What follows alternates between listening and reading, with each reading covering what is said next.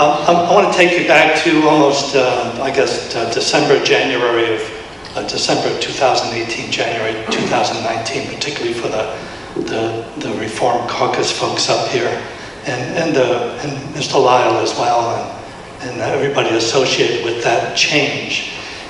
Two questions. One, if you had to do it all over again in making those issues known and how you felt, would you do it again? Given, and I was encouraged to hear Mr. Lyle say that both the House and the Senate did pass some very key legislation this year. That was nice to hear.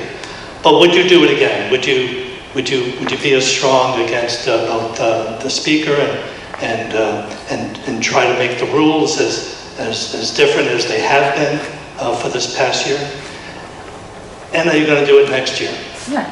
What's going to happen? And I'll leave it at that. Thank you. Thanks. Absolutely. And one of the things that we unfortunately didn't do was to change the rules so that bills could stay live for the full 2 years of the session. Right. I think that it's absolutely scandalous that we have to once again introduce legislation in January and February to be studied further. It would be a far more efficient system if they allowed the legislation to stay alive so that we can continue to tweak it and work it and try to convince our colleagues that it's the right way to go. Yeah, some of that, just following up on some of that bill stay alive thing for a couple of years. You know, one of the things that hampers your General Assembly is that we're all part-time. And that comes with some pros in that people aren't, there's not a professional political class as much as there might be as a state where they are full-time, but on the flip side, it's part-time, right? So its capacity for work is smaller than it would be. So if we kept our bills alive for a couple of years, this was the argument, then maybe you could free up the committees to have like public markup sessions. Like we're gonna look at a bill, and we're gonna work on a bill, and maybe we'll hold it for further study. We'll bring it back next week after we do a little research and then suggest some changes and do those sorts of things. And who knows, maybe Rhode Island will get there someday. With respect to your question, the way I try to represent my constituents in the General Assembly is I kind of envision, I use a sports analogy, right? I got a ball, I want to move it down the field.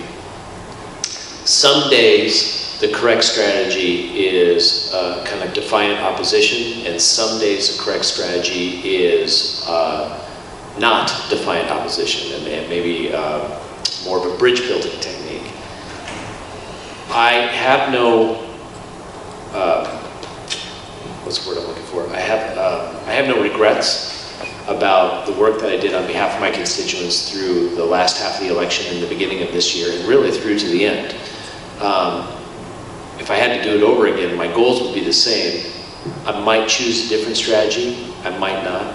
And with respect to next year, it all depends. It's like a poker player, right? I know what I'm going to do generally, but I don't know what I'm going to do specifically until I see the cards that are dealt.